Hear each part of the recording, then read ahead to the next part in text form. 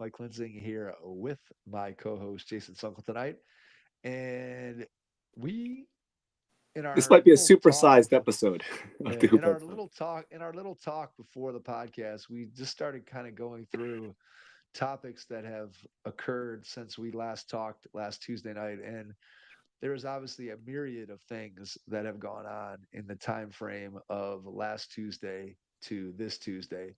So we're going to try theoretically to narrow it down, and I think we're going to start with Luca. Well, we are, but first I want to just give an NBA totals draft update, Come Mike. on, man. Do we have to? Well, I'm giving you some good news, Mike. I said it. You gained on me this week. 2 wins.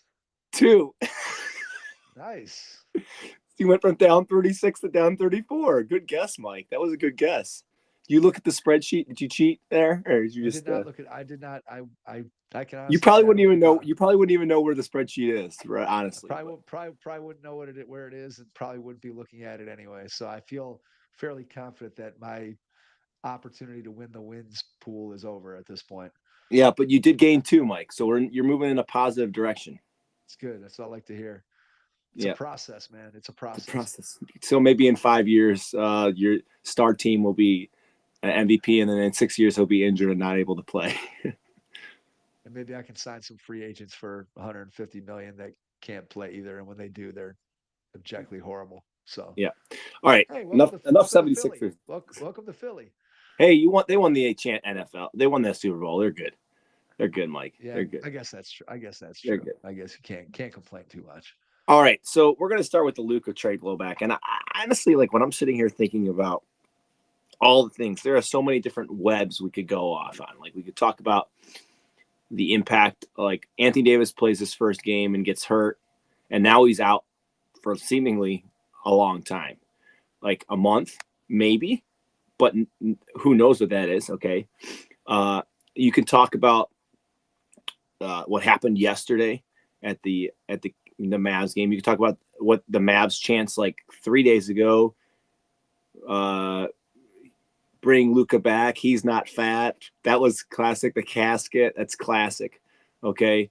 We could talk about at the game last night when we had fans ejected from the game because when they were put on the jumbotron, kept saying whatever the general manager. Fire Nico, man. Yeah, fair Nico. I was gonna call him Nico Collins again, so I stopped. Okay. Okay, good work. Then we Good got work. then we got Mark Cuban who gets on stage with Bill Gates last week, and you said I sent you that video, right? And Yes. you watched it where they asked him, "Well, what if this, da da da," and like seemed to make light of it. But then at the game on yesterday, he's yelling at fans to sit the f down and all these other things. You got the new owner walking to his seats and getting booed. We got Nico refusing to sit in his seats and is apparently sitting in a press box because he's like afraid for his life because there's death threats, even though the police have basically said that's not true. There was no death threats at him, no credible death threats. We got Dallas now losing Gafford and having four of their theoretical rotation players, uh, you know, not being healthy. And I think Gafford they said that he's going to be reevaluated in 2 weeks, but that does not mean he's playing in 2 weeks. I mean, he's getting reevaluated in 2 weeks. And then because Anthony Davis is out, we can talk about Kyrie Irving now is kind of by himself, and all these other guys is out. But Kyrie Irving now named to the All Star team in Anthony Davis's place, which is I guess a positive for Kyrie. I think he should have probably been there to begin with, honestly. But I don't know who he would have replaced. Yeah, there's lots of different threads. Here's what I'm going to say, Mike. I think obviously this is we don't know who won. I mean, we think we know who won the trade. I think the Lakers won this trade, and I think the Mavs fans feel the Lakers won this trade. I can't imagine that if this season continues to go down the tubes, and maybe Nico keeps his job for another year because the owners don't want to give in to the outside pressure. But this is not going to end well for the fans or for the team if the fans are out for blood all season. And listen, I've never seen a protest for a trade before like this. I can't think of anything. I can think of the protests when the Browns moved. I can think of the 0-16 parade when the Browns lost 0-16. They had the parade here in Cleveland. That's another fond memory of the Cleveland Browns. I can think of when we often hear in Cleveland that the Guardians are cheap, and they're not doing a lot of good to fix that problem right now, and that's a discussion for another day. But I've never seen a protest for a trade, and like this whole mock funeral and people like booing the owner and booing all, like, that sounds like something that would happen in Philly, honestly. It doesn't sound like something. I mean, Philly boos Santa Claus. I don't think that this is not Dallas. Dallas's MO. And, I just maybe, I mean, not that Cuban got out at the right time, but man, they're just so used to a Cuban, and he was always like so personable. I don't know if that's the word I want to use, but like, and seem to get it. And now these new people step in and they're like, we can't have Cuban's fingerprints all over this. We need to make it our thing. Like, I don't know where you want to go with Dallas, but I kind of figure we start with the Dallas stuff and then we'll shift to the Lakers stuff, that also, because there's other Lakers stuff that's been going on. Well, you forgot the owner's quote about not wanting to build around a guy who doesn't live up to players of the past, and mentioned Jordan, Kobe, Larry Bird, and Shaq and their daily dedicated effort. And so the owner was being widely panned for including Shaq in that group of somebody Oh, who yeah, I remember. Yeah. worked hard every single day. And Shaq, who was famous for playing his way into shape, and said that he got injured on company time, so he's going to have his surgery on his, I forget what that was, his toe or his knee on company time. Anyway, well, let's start with the Dallas part of it. I guess when I look at this, I mean, first of all, the reaction, I think uh, the reaction, I don't know that it's unprecedented, because the trade in so many ways is unprecedented in that, if in the past, if you've ever had a player who was traded in sort of the prime of their career, the way Luka is, there was usually it usually stemmed from the player telling the team, I want out, I want to be traded, I'm not going to come back here, or I'm going to be unhappy, or whatever it might be. And with Luka, there was none of that, at least not that we're aware of. I will say that when you listen to Nico Harrison, when you listen to the owner, and you hear the things that they're saying, and then you look at what Luka has accomplished to this point in his career at age 25, to already have been named first team All NBA 5 times. And the fact that they wanted him out of their building and not to be a part of their team, it tells you that, look, whether you think they're right or they're wrong, it definitely tells you that there was something going wrong in that building with Luka and the team. What that something is, I don't know that we'll ever know the full extent of the story. I have to believe that it goes beyond just his conditioning and the fact that he's been injured off and on. A guy doesn't make first team All NBA 5 times before the age of 25 and as a completely brittle player who can never stay on the floor. I mean, it just doesn't happen. Mike, really quickly, I got breaking news for a second here. Okay. Did you know that Bol Bol was starting for the Suns? Well, no, I didn't. But congratulations to Bol Bol. Well, no, but you always love Bol Bol. I love Bol Bol, man. Look, I love it, man. I think I just whenever he plays, you can see flashes of what the guy could be. You know, clearly he's been on enough teams and they've seen him long enough to. I'm going to trust that the ability of NBA teams and their coaching staffs and their front offices is better than my evaluation sitting on my couch watching games on the TV of Bol Bol, but there's still something tantalizing about his talent. So kudos to They Bol just Bol flashed the thing up, first career start. So this is the first time he go. started tonight, Mike. It's a momentous occasion. All right. Well, he's starting for the Phoenix Suns, who are currently outside of the play-in. So Outside the playing congratulations, at 26 and 26. congratulations to Matt Ishbia for putting together a heck of a team. Way to go, Matt. And he just he So blocked the first play, Mike. There you go. Okay, go ahead. there it is. There it is. So anyway, it just it makes me think that the relationship had to be beyond toxic for whatever reason. I don't know if that relationship was with Luca and specific people, whether that was just the Did entirety of the Luca organization spurn got to. Nico? Did Luca spurn Nico? Like, I don't know. Is Luca signed with anyone for shoes? Who does he sign with? Is he with Nike?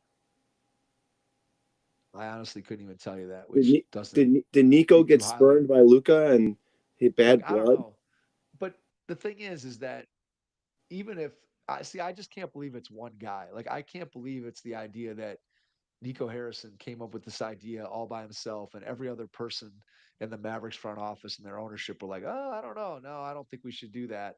There's no way that one guy came to that conclusion. I mean, there had to be multiple people involved in the decision. And what I find to be interesting is, did they have the conversation at all of what's the reaction of our fan base going to be? You would have to think that they had that conversation, correct? You would think. Here's why you would think that, because to the fans, he had done nothing wrong, right? Like if you've not had a narrative, like listen, okay, so I think back to when LeBron left the first time, and he left on his own accord. We ended up trading him for so we could get some picks or something, right? Like it ended up like Right. It ended we up being a sign and trade, but it was not us trading LeBron out from, but we didn't but pull the rug out from underneath him. Let's but put it I that way. remember like when we did it, like the blowback, um, or like the stuff that came out after, like, oh, LeBron's posse was always a pain to deal with, or blah blah blah blah blah. Like so, like maybe like people were trying to slant it, like, oh, it's a good thing he left. He was just such a pain to deal with. He was a diva, yeah, et cetera, et Right. cetera, et cetera. But that But that was, but it's different, but right? Because it's yeah. directed Well, that was that's what I'm directed saying. at That's what I'm LeBron. saying. I was just trying to make an analogy. Like that side was directed at LeBron, but LeBron left us. So then this stuff started coming out. Nothing ever was said about Luca's bad habits. I mean, people would You and I sometimes the talked. national people would talk. You and I talked about it. We talked about the fact that, hey, if this guy ever got in peak physical condition, what could he be? Imagine how good that season that he came in at unbelievable shape. Imagine how good he could be, considering how good he is. With the fact that when you look at him, it clearly appears like he's not in great condition. Then I know we've had this conversation Yeah, because then our next yeah. sentence We've was, had this yeah, conversation, Mike. right. And Yeah, I don't. but the question is, yeah, but he's averaging 34, 10, and 10, and he's not in peak physical condition, and he's playing with the greatest athletes in the world in the NBA. So, yeah, is he in peak physical condition? Maybe not, but wow. I mean, if he's putting up those kind of numbers and not in peak physical condition, he's really doing something. And I think to me, I understand the position that the Dallas Mavericks have taken. I really do. In that, if you think that this guy is setting a tone as your best player, that he's not in the best condition, he doesn't take the way that he approaches the game as serious as you would like him to, I can understand to some degree how you would feel. I don't know if queasy is the right word, but that's not who you'd want your franchise player to be in an ideal world, right? In an ideal world, you want your franchise player to be a guy who, Except he's proven it and taken the team to the finals. I'm not disagreeing with that at all. I'm just saying in an ideal world, like, and again, the real world is not an ideal world. In an ideal world, Definitely you not. would We'll want, just leave it at that, Mike. yeah, different real world.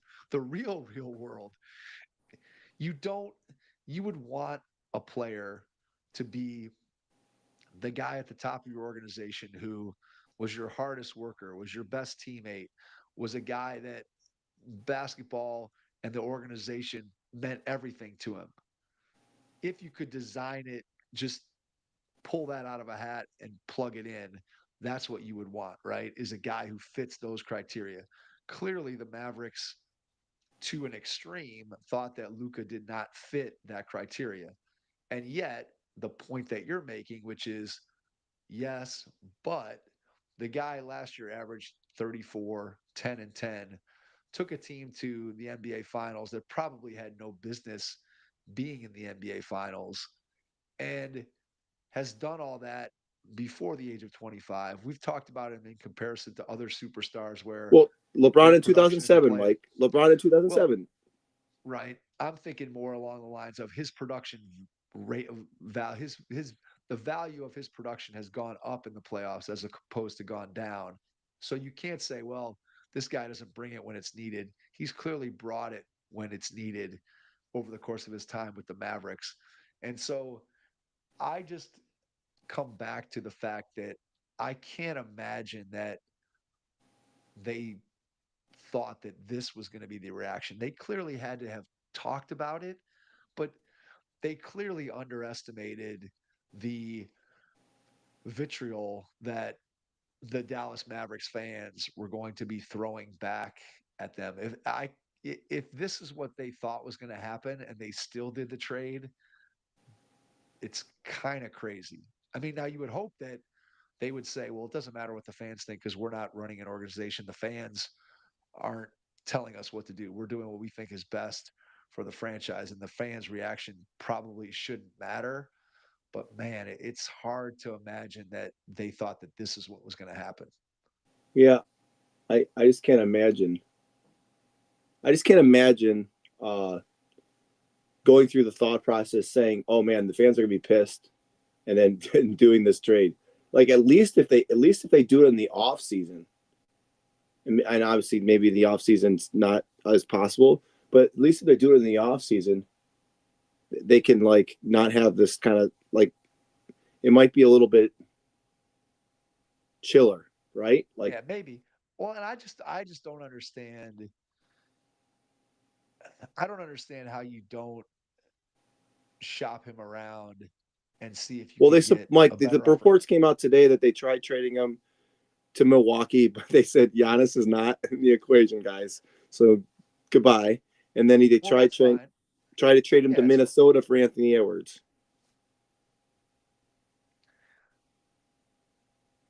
I mean, the story obviously came out that they were targeting Anthony Davis, that was the guy that they wanted, and we can get into the AD part of this in a second. But I mean, it just feels like when a generational superstar who's 25 years old goes on the market, especially in light of the packages that the Cavs gave up to get Donovan Mitchell, that the Wolves gave up to, or that the Wolves had to give up to get Rudy Gobert, or Oh the man, what Nets. that's really working out. Oh, did you see? That's it, right? Yeah, yeah. Gobert's been.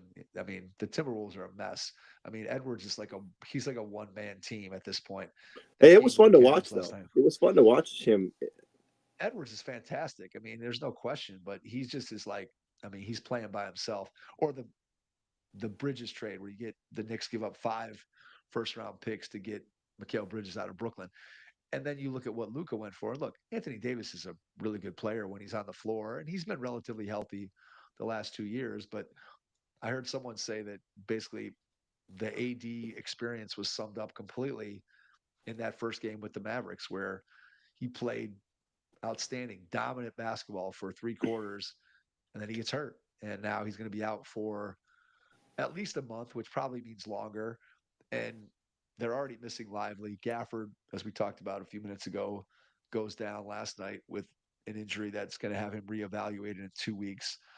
And so they're down to Olivier Max Prosper as their guy that is playing center, which doesn't sound like a really good combination. They have Kyrie, who made the All Star team, and Spencer Dinwiddie, basically as your only two guys that can create at all for anybody.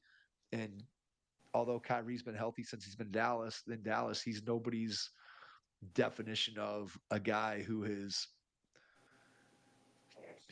somebody that's going to not be at the risk of injury over the course of his career. So he's nobody's idea of durable. And I don't know. I just think that they could not have anticipated the blowback of what's happened with the Dallas fan base. They could not have imagined that it was going to be like this. I mean, you would have to think again, as popular as Luca has been, and the fact that Dirk was there for 21 years, Luca, another Euro guy that What steps does it into those say? What does footsteps. it say that Dirk went to Lucas for his game in LA? What does that say? Like does that say anything to you or not? Well, it speaks to the relationship clearly that Dirk and Luca built during the time that they played together, and then during the time where Dirk is obviously still a big part of the city of Dallas. I mean, the question is how many fans that were fans of Luca and by proxy fans of the Dallas Mavericks are you now becoming a fan of the LA Lakers?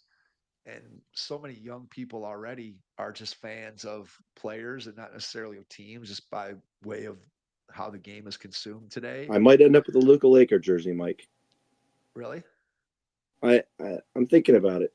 I'm thinking about it. I was always hedging, thinking like, oh, maybe I'll get a Luca Dallas jersey, but I mean, I don't know. I might wait till he signs a contract extension before I get it, but I don't know. We'll see. If Davis doesn't come back in 6 weeks,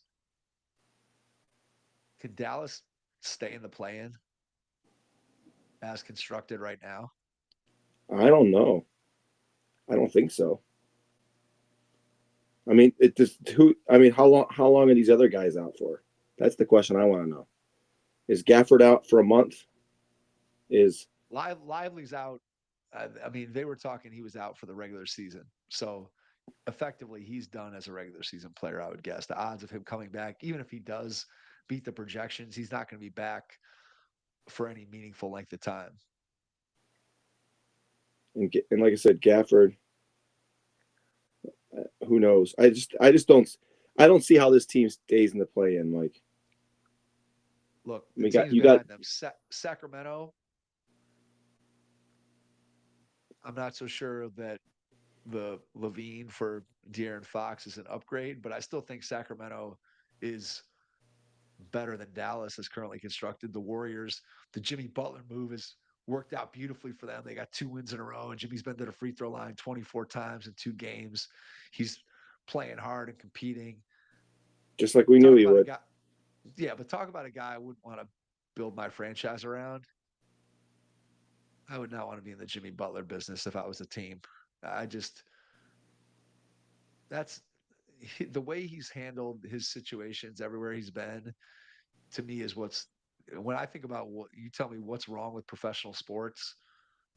The way that Jimmy Butler has handled his exit from everywhere except for Philly, that to me is what's wrong with professional sports.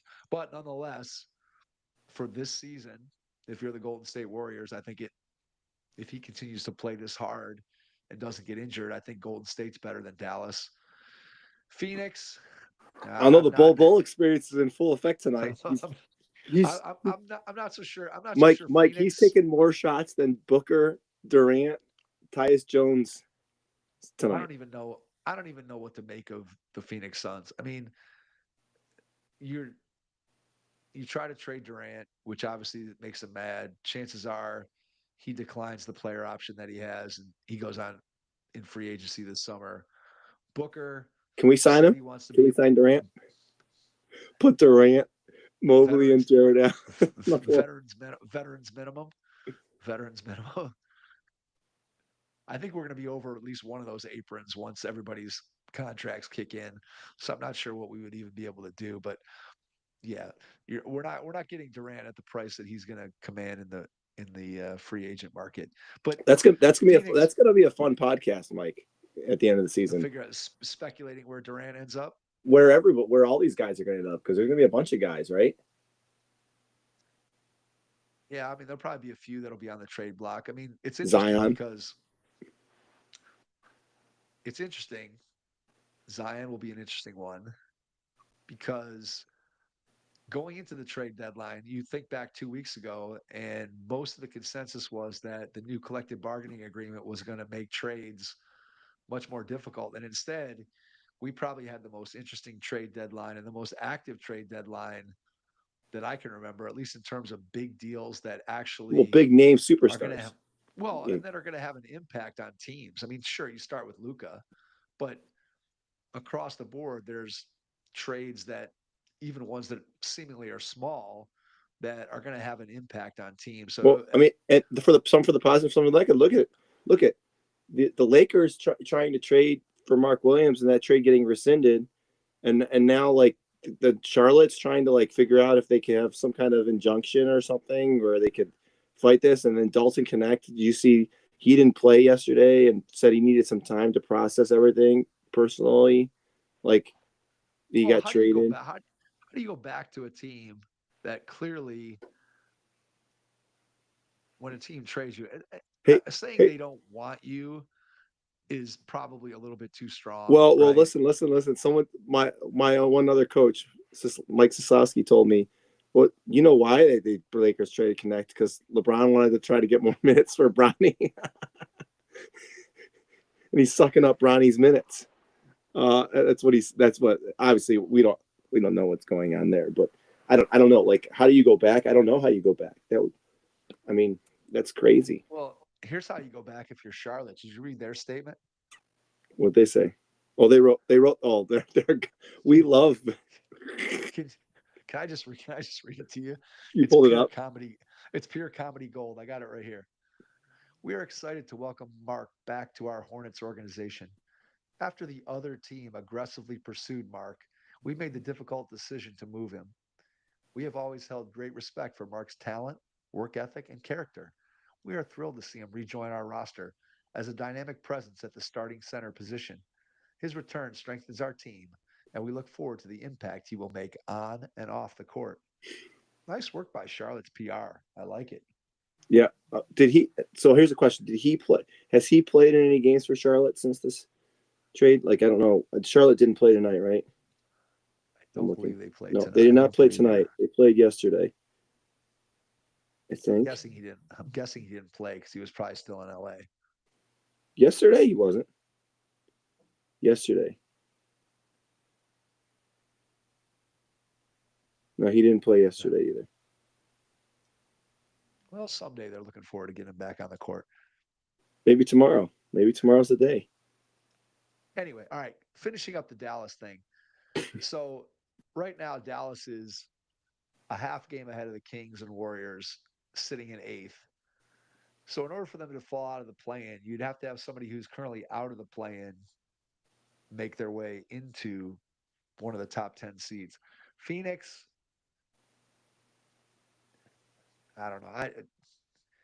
I don't see Phoenix. I mean, as bad as I think Dallas is right now, and as bad a shape as they currently are with their roster, I Oh, just I think think Phoenix is better than Dallas if these guys if Anthony Phoenix Davis is out for a Phoenix long time. Phoenix is a complete mess though. That it's a complete mess. Both Beal and Durant know they wanted to be traded. Already there was bad vibes on that team.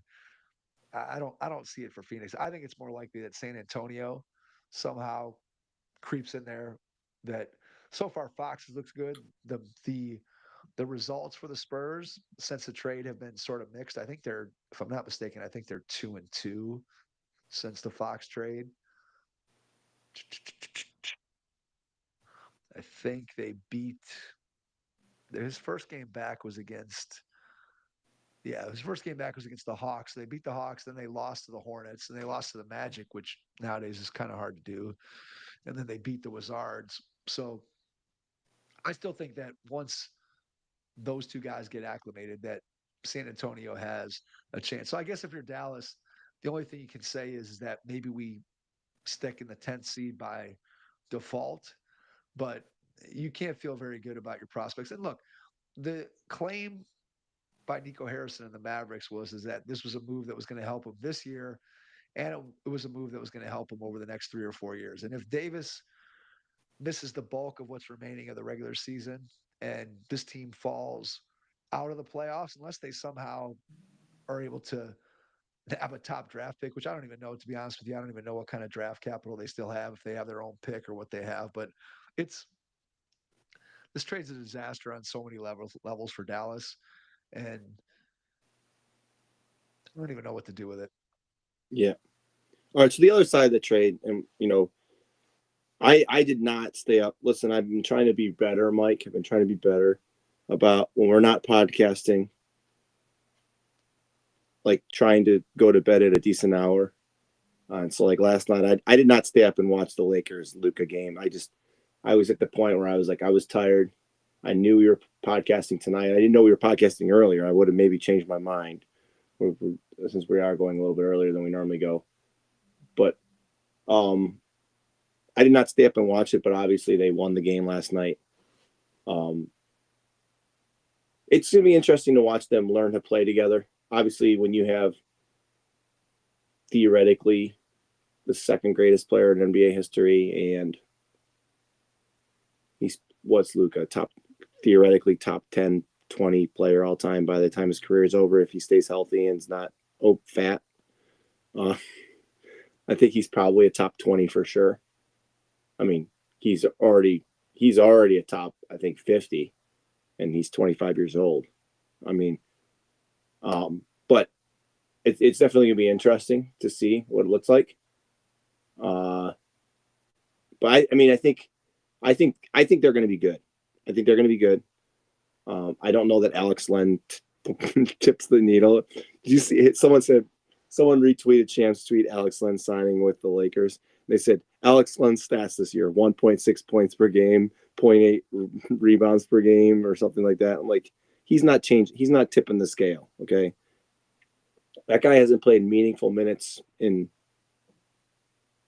I don't know, a long time, right? I mean, I don't know. And then the whole like Mark Williams trade rescinding, and did you see Stephen A. and Brian Windhurst get into it today?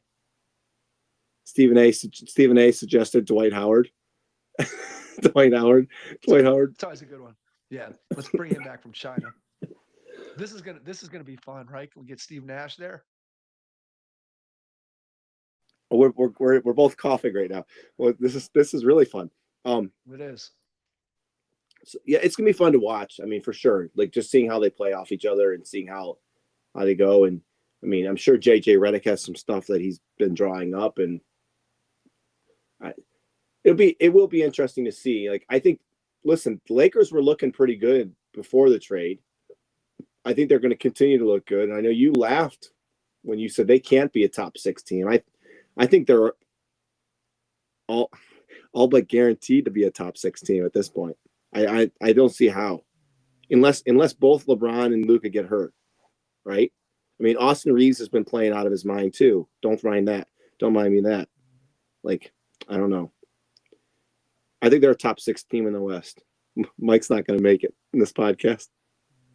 Well, for some reason, I'm having a sneeze attack. This is my second one of the day. So, anyway, I mean, the thing is that Luka and LeBron together, when you look at it and you say, how is any team going to match up with those two guys? I mean, it's really tough to figure out how that's going to happen. And yet at the same time, I'm not sure how they can guard anybody with their three best players are Luka, LeBron, and Austin Reeves. And so none of those three guys at this point in their career are known for defense. And they're 9-1 in their last 10, Mike. Yeah, look, I get it. And they won that game on Saturday that the ESPN changed the whole schedule around, and then neither LeBron nor Luka played. You knew about that, right? Yeah, no, for sure. Like, And so look, like it's the Lakers when you look at it, I don't think they're a threat when it comes to winning the Western Conference. I don't think they can win 3 straight playoff series. I'm not sure they can even win 2. If I look at the matchups with the top 4 teams in the West, there's no way they're beating Oklahoma City. There's no way they're beating Denver because you're going to throw Jackson Hayes and Alex Len at Jokic, and Denver has already owned the Lakers for the last whatever 3 years. I don't think there's any way that the Lakers can compete with Denver. Maybe you can make a case that they could beat Memphis if somehow that matchup was to fall into the second round. But I don't know. It's hard to imagine what this team is going to look like when it's fully formed, when these two guys kind of get going. And they're going to have to be ridiculously good offensively to make up for the deficiencies that they're going to have on the defensive end of the floor. It feels like they're going to play a lot of 130 to 128 games. And maybe they're good enough. Maybe those two guys are good enough to win all those games by themselves. But at some point in the playoffs, you have to be able to defend. And I don't think this roster, the way it's currently constructed, is built to be able to win games defensively in the playoffs. And as you said, they might end up finishing. Right now, they're in fourth. Houston's kind of gone into a free fall, though they won their last game, but they had previously lost 6 in a row. And the Clippers are in sixth. I mean, I don't know how good the Clippers are. I don't really, any team that's being led by James Harden, I'm not sure that, and now Ben Simmons, by the way, I don't know that the Clippers, that I have a whole lot of confidence that they're going to be a team that's going to be formidable. Didn't they play? Did Simmons and Harden ever play together, Mike? That's a good question. That's a great. Or did they miss each? Or did they miss each other when Harden went? Were they part of the? Were they? No, they were traded for each other. They were traded. They were traded for each other. Okay, yeah, so they were traded for each now other. they're on this. They just want to be forever entangled. They just wanted to team up. They really wanted to get things. I was actually kind of sad he didn't come to Cleveland, Mike. I thought if you give me 8, if they could have gotten him for 8 to 10 minutes. I would have been okay with that. I agree with you. I think he would have been. He wouldn't have needed to score. Not a difference maker necessarily, but there might have been 10 minutes in a playoff game that if you could throw him out there, well, I mean, that maybe he could turn the tide for you defensively. I like Jalen Tyson a lot, but I think the thought of Ben Simmons playing defense is a lot more. Because I mean, Jalen Tyson's not doing a whole lot on the offense. He's getting rebounds and stuff, and he did have a nice shot yesterday. But I would have, I have to imagine that he's going to shorten the rotation in the playoffs. Okay, he's not going to be playing all these guys, but I just think like say Allen and Mobley get in foul trouble and you need a big out there. I'd feel much better about Jalen or Ben Simmons than Tristan Thompson in a playoff series or I don't know. That was just my thought. I don't know, but clearly. Anything else on the Lakers before we go? And then we can jump to the Cavs. No, I don't have anything else for the Lakers. Let's jump to the Cavs. Just really quick, Mike, just so you know, like 2.5 minutes ago, my app like completely like froze and shut down and I had to rejoin. So there's gonna be like probably multiple different files, just so you know. I don't know. All right. Well, there you go. It says it's recording me, so I just wanted you to know. So all right. Well, I'll figure that out. All right. So yeah, the Cavs, listen, yesterday, I've never, and I know you didn't watch the game, Mike.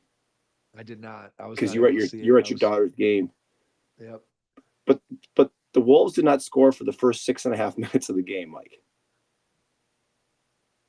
I've never seen that. They were missing anything and everything. It was like someone put saran wrap over the top of the hoop and the ball wouldn't go in. It was crazy. The Cavs took advantage of it then. And pretty much from that point, they didn't look back. There was a point which I think it got down to 13, but I don't think it ever got lower than that. And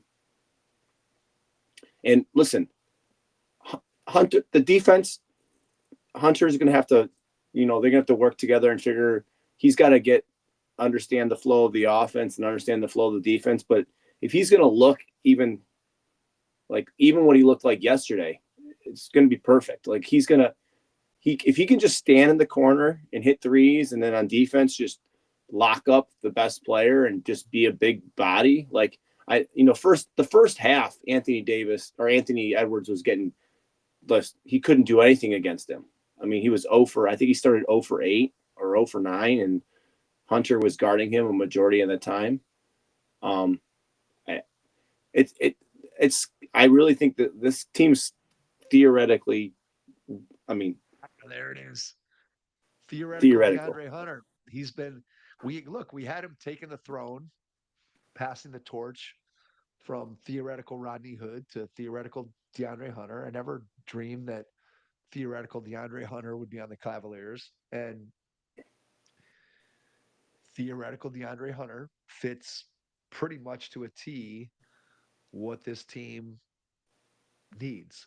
DeAndre Hunter, good standstill jump shooter,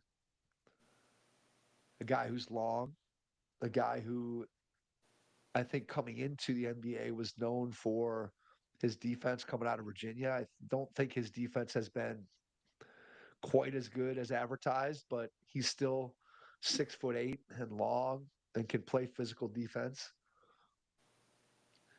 Not a great rebounder, but with Mobley and Allen out on the floor, I'm not sure that you need DeAndre Hunter to be a great rebounder. And to your point, he fits almost perfectly into what they need.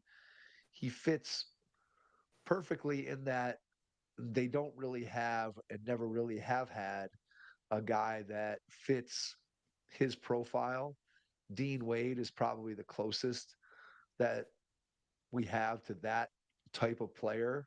And as much as I like Dean Wade, it feels like he's always hurt. And as I've said many times, I feel like every time I look up and there's a big shot that's going to swing the momentum or whatever, it feels like Dean Wade always misses that shot. And yet, when I look at his statistics, he's shooting 40+% from three. So I will not be all that sad to see Dean Wade's minutes reduced and hopefully DeAndre Hunter taking over those minutes. And so where do you stand? Should Hunter be starting or should he be the first off the bench? I feel like he should be starting.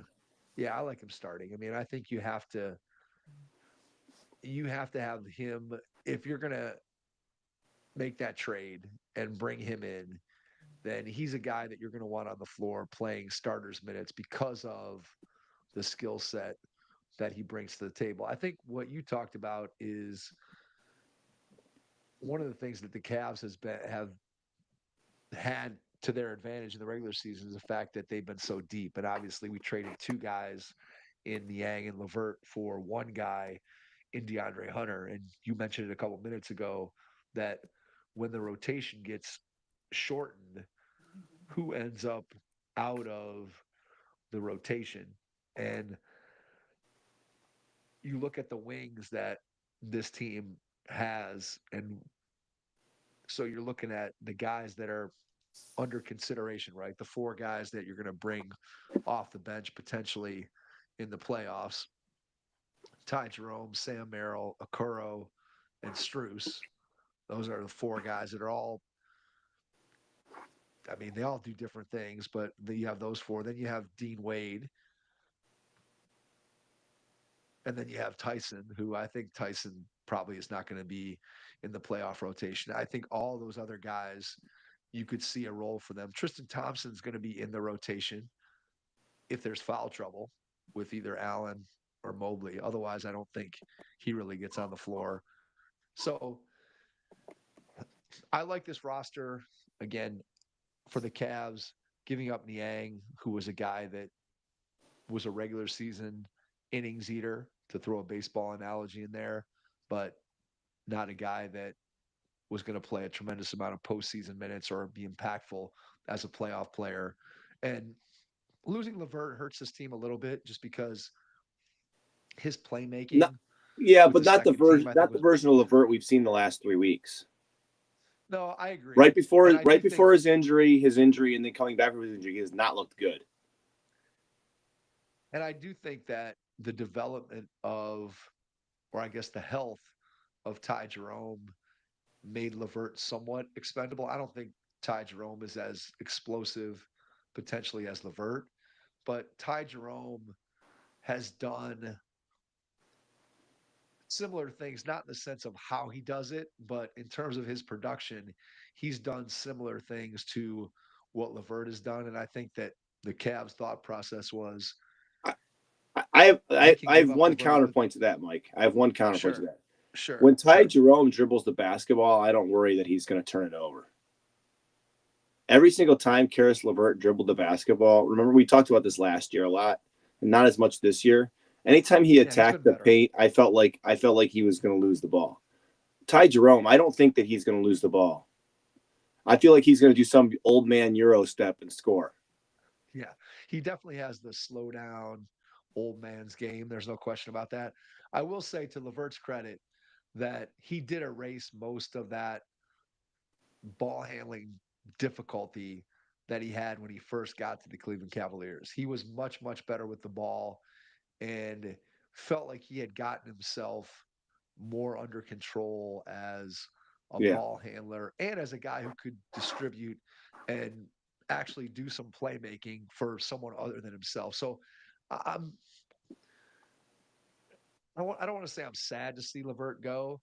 I do think there are going to be instances where maybe the Cavs might miss him, but I think that the opportunity to add theoretical DeAndre Hunter to this team makes the Cavs better both in the regular season and I think Now we still have has a the roster potential to spot we win. have to fill, right? Technically, by a Well, certain date. man, I feel like maybe.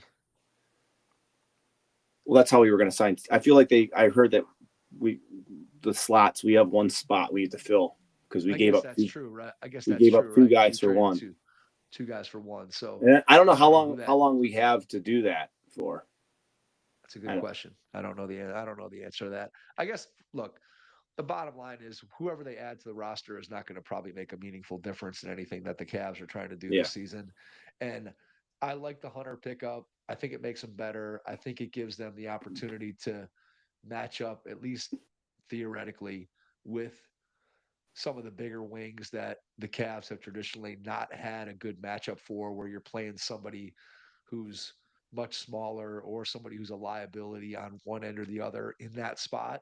And Hunter gives you both size and versatility on defense, and he gives you the ability to knock down threes on offense, which when you think back to the Knicks series, or even you think back to the Magic series that they won last year, the ability of that other spot to knock down shots and be able to defend was critically important both in the loss to the Knicks and in the struggles against the Magic. And if you really get a good two-way player in DeAndre Hunter, it's going to make a big, big difference for the Cavs in terms of their ability to space the floor on offense and to match up better with the Knicks, the Celtics, anybody else that's throwing big wings out there.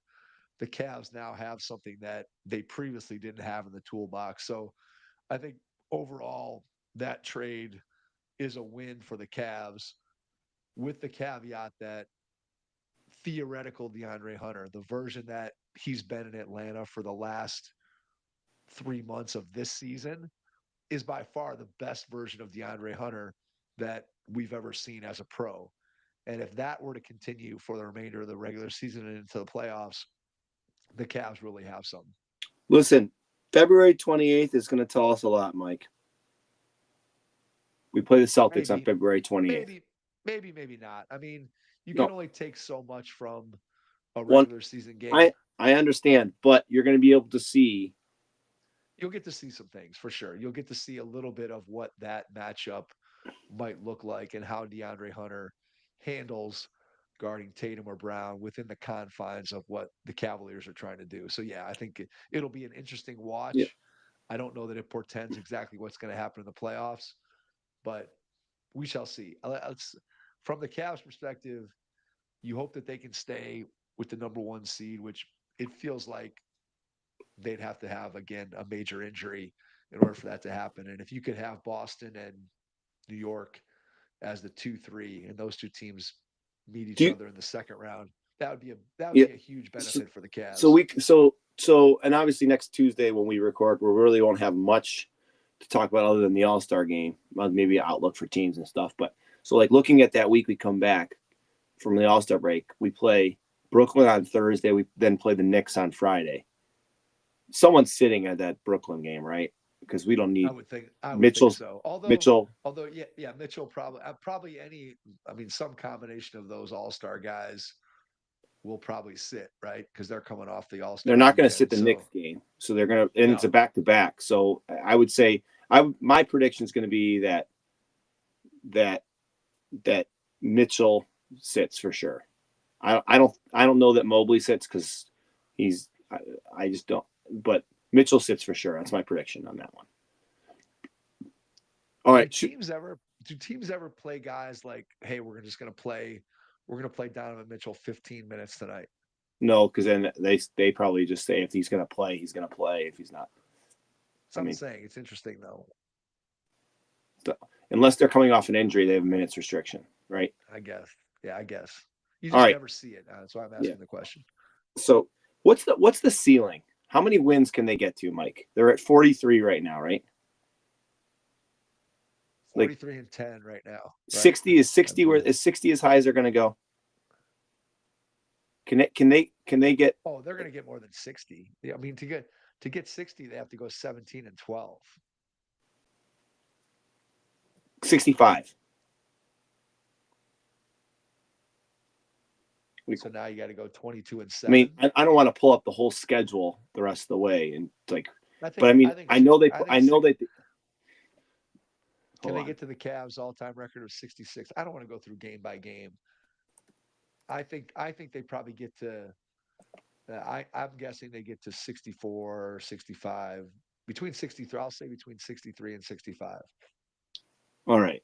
So I'm just going to look really quickly. I'm just going to name, these are the for sure wins, in my opinion, the games we should win the rest of the way. Okay.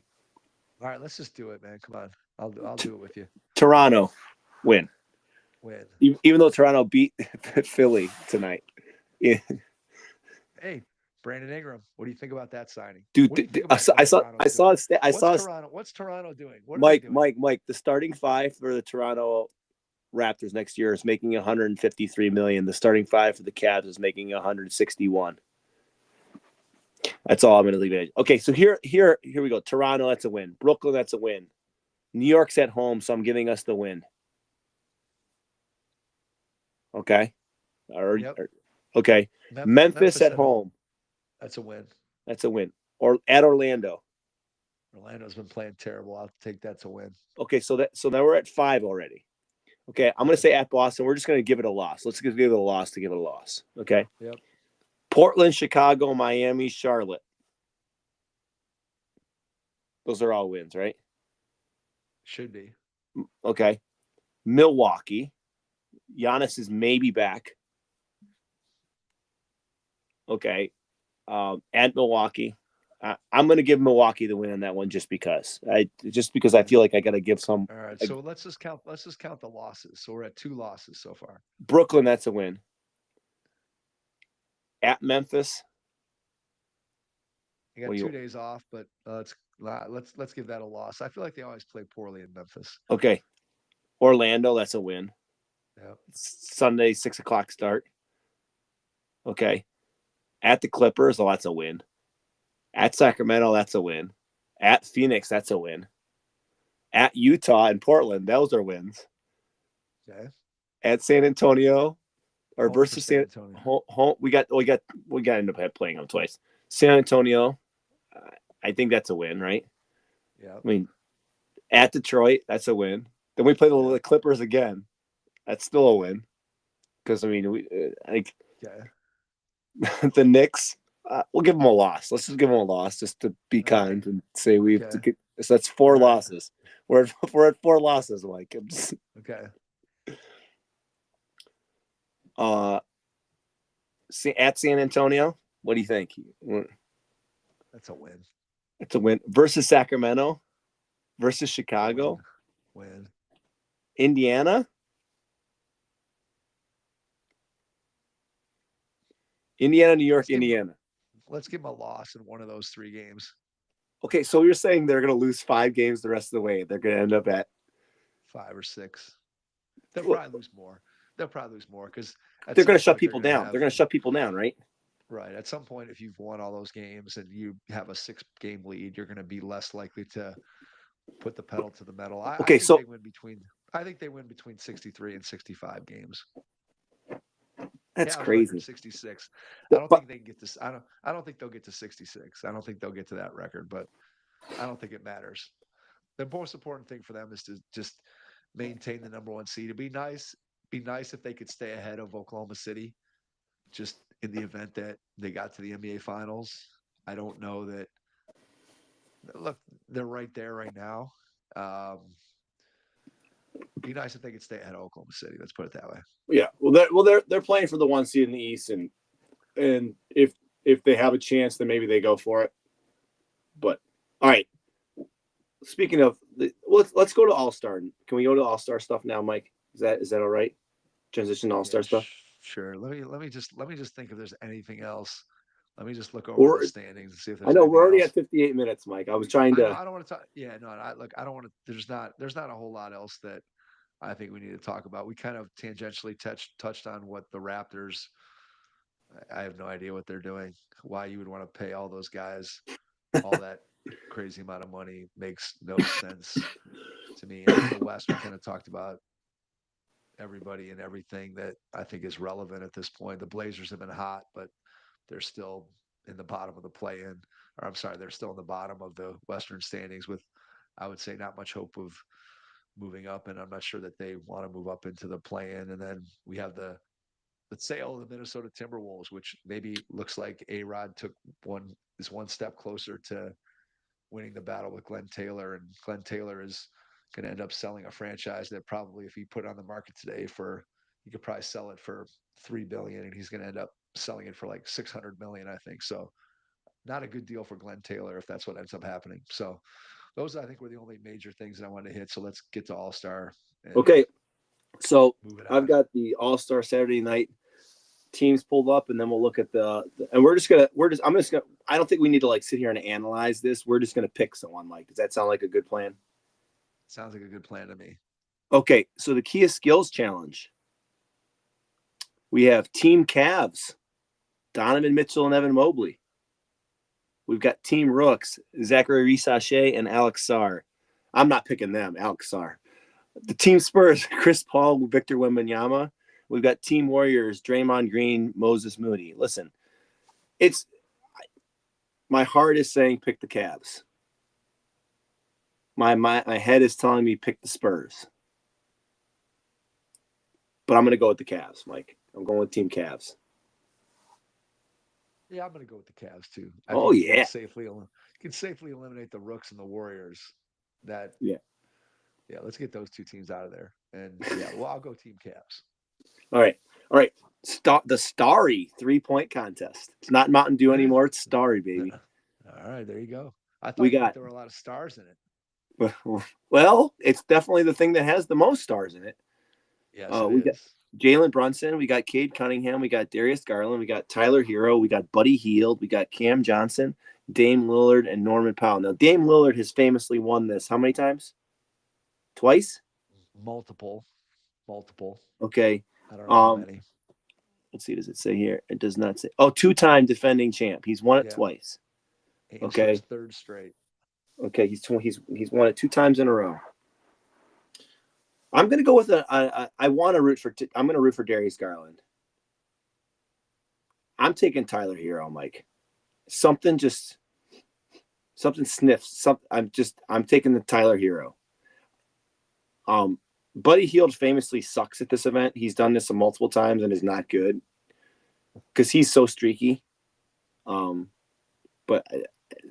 Norm Powell, like that's what they got. I mean, I know he shoots corner threes, okay, but does he shoot anything else? I'm going Tyler Hero, Mike.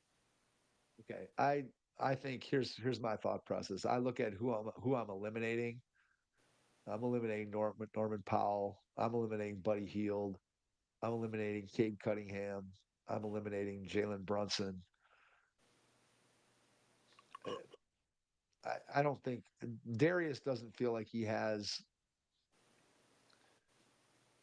doesn't strike me as his shot doesn't feel 3-point contest winning. I don't know what that means, but he doesn't have a really, I mean, he has a quick release, but not like a super quick release. And he I swear he Feels like he shoots has so to. much He better. feels like. He shoots so much better off the catch, like a pass, than he does off the dribble. And I feel like Feels like he has to jump. I feel like he has to be jumping. And guys who typically have to jump a lot, I feel like don't usually do well. So that leaves me with Hero, Lillard, Cam Johnson. I'm gonna go chalk and just say Damian Lillard. all right, the moment we've all been waiting for, the dunk contest. Now I'm going to attempt to say this guy's name, Matas Buzelis, as I say, Stefan Sounds good, Castle, man. Andre Jackson Jr., and Mac McClung. Listen, I'm going to pick Mac McClung because he's won 2 times in a row, even though he's not even in the NBA. I'm taking Mac Come on, McClung. the NBA can't let him win 3 times in a row. No, I'm There's telling you, no he's way. going to do something crazy. He's definitely been cooking. Listen, while these other NBA players are working on trying to get in the league, he's just in the G League practicing for the dunk contest. It's a good point. Now, give me Buzelis.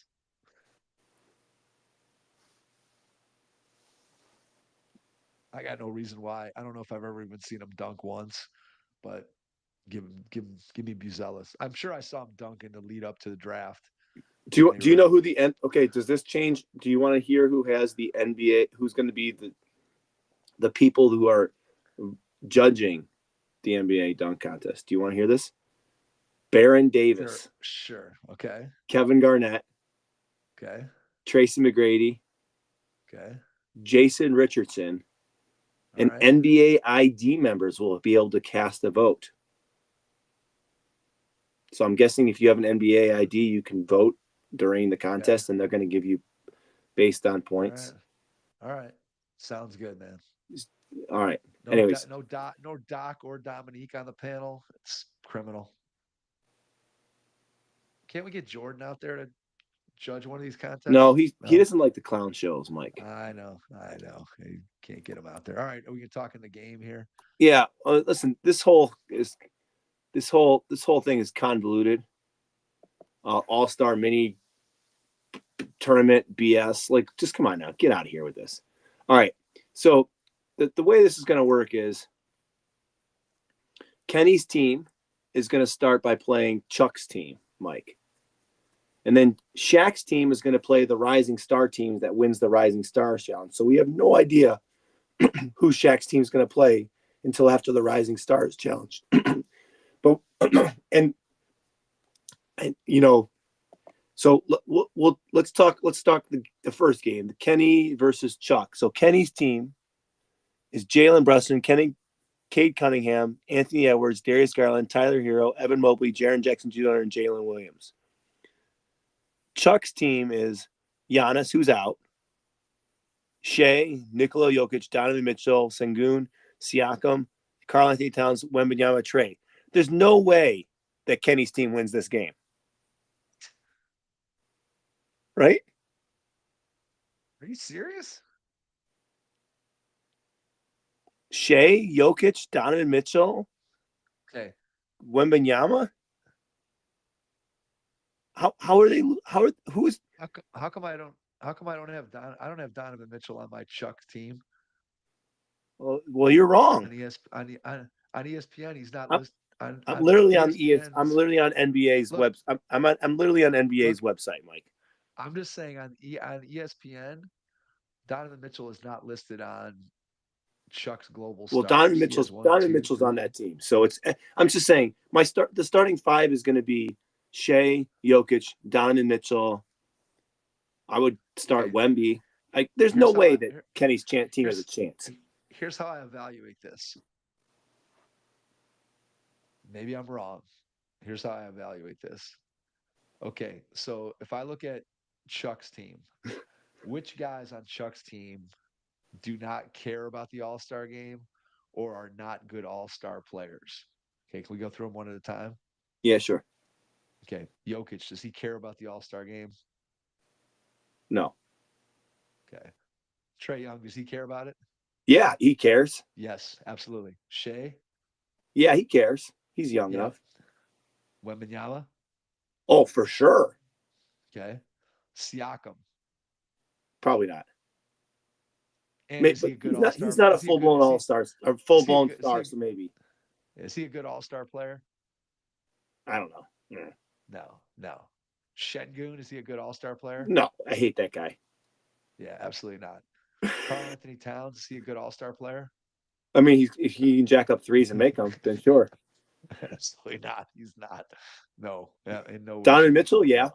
No, Mitchell. All right, so you have Mitchell, Trey, Shea, and Wemby are your four. All right, Kenny's team. Anthony Edwards, does he care? Oh yeah, Oh yeah. Brunson, does he care? maybe, probably. Potentially a good all-star player. Yeah, yeah. Probably. Jaren Jackson Jr. No, he doesn't care. He might care. I don't know how good of an all-star player he is. Cade Cunningham. Oh, he cares. Yeah, he cares. Darius. Oh, he probably cares. Darius cares, and he's a perfect all-star player as a guard. Somebody who can pass the ball. Hero. I don't think he cares. Holding it down for the American white man. I don't think he cares. He cares. He cares. Mobley. He cares. But I don't. All-star game. He cares. Jalen Williams. I mean, he has nothing to lose, cares. so he probably cares. He cares. So you're thinking Kenny's team's winning this game? I think Kenny's team wins that Oh game. no, I'm Chuck's team winning for sure. All right. Chuck's team's winning. All right. Okay, that's fine. It's fine. Okay, so then we don't know who Shaq's team is playing, but we can go through the Shaq's team and see who cares, and we can decide whether we think the Shaq's team's going to win or the Rising Stars team, who is going to have way more to play for. What do you? Because they're all right. Let's go through it. So, Jaylen Brown, does he care? Probably because he left off the Olympics roster. He does. Yeah, he Steph Curry will care because it's in Golden State. He cares. Okay.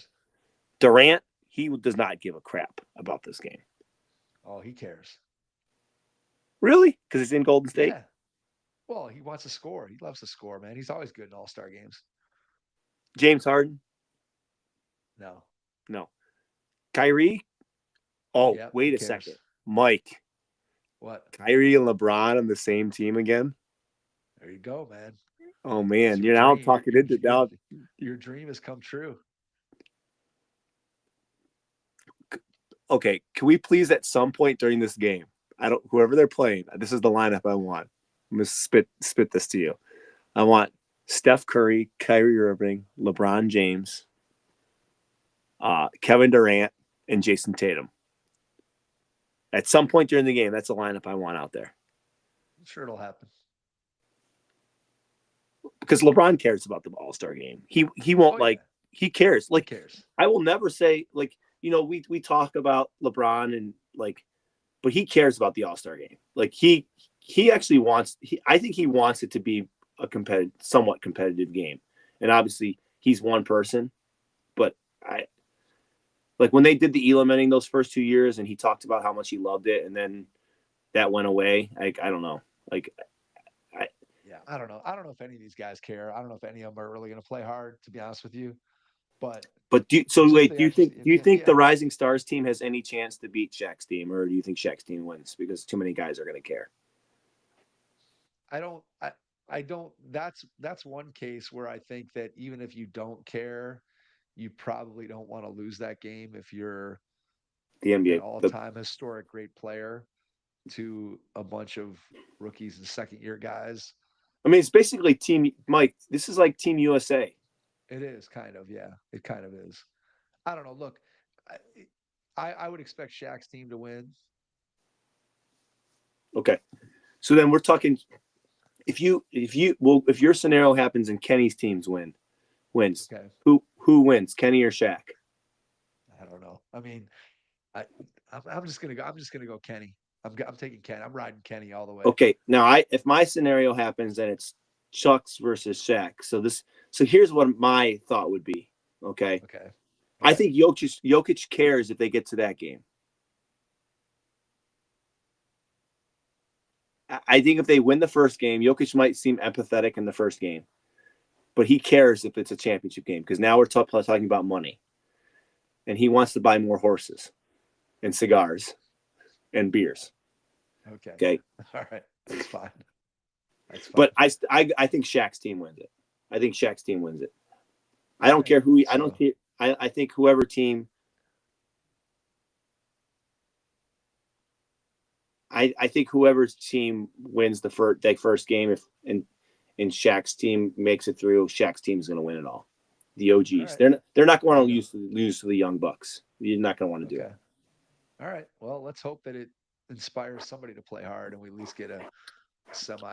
I will not be watching the All-Star game, Mike, because I'm going to be going to see. Well, so my Will has camp for scouts all weekend.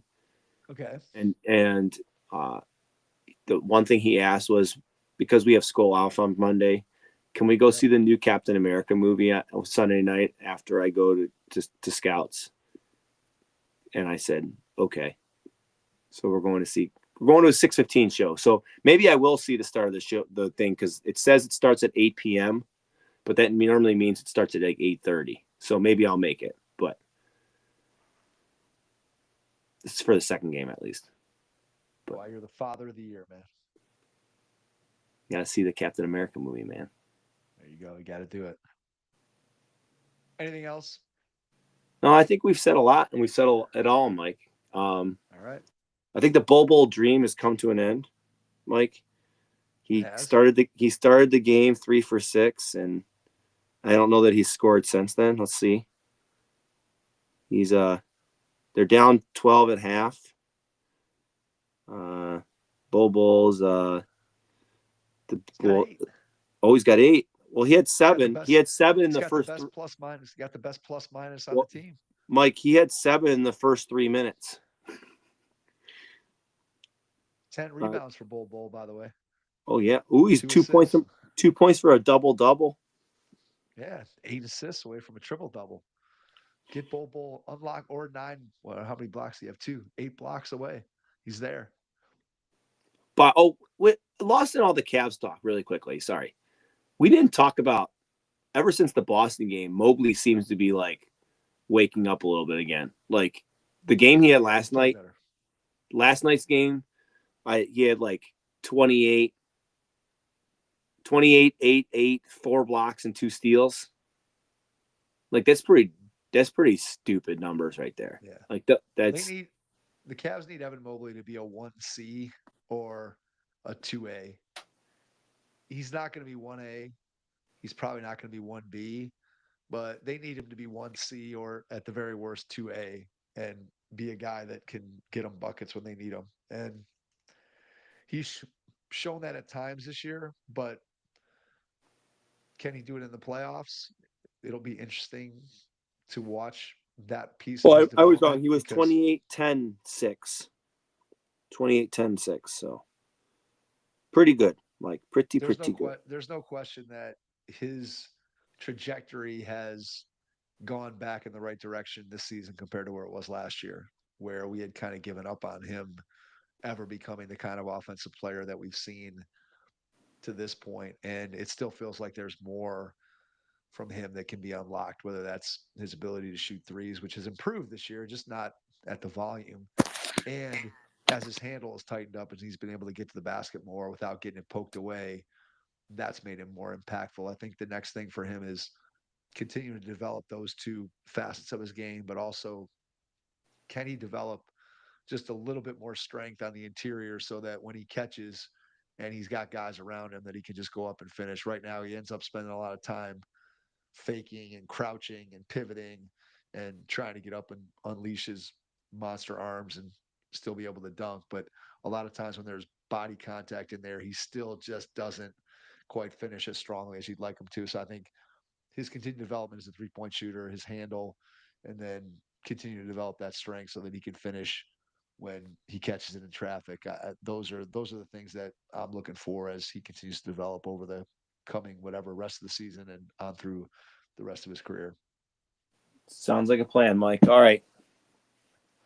We've done it. Wrap it there. When we come back next Tuesday, we'll talk All-Star festivities. We'll see which one of us was correct in our predictions. Rising Stars will win it all, and we'll both be wrong. There we go. We will look ahead to the second half of the season and it should be a fun ride for specifically us Cavaliers fans, but for NBA fans everywhere. So thanks for checking out the Hoopheads Pod NBA episode tonight, and we will catch you on our next episode. Thanks. All right. 11:15, man. Look at us. Look at us getting it done. Oh, what's Shaq? What is Shaq making right now? Oh no. We got Honey Nut Cheerios, Pepsi, milk. Did he lose a bet? Hot Cheetos. Oh no.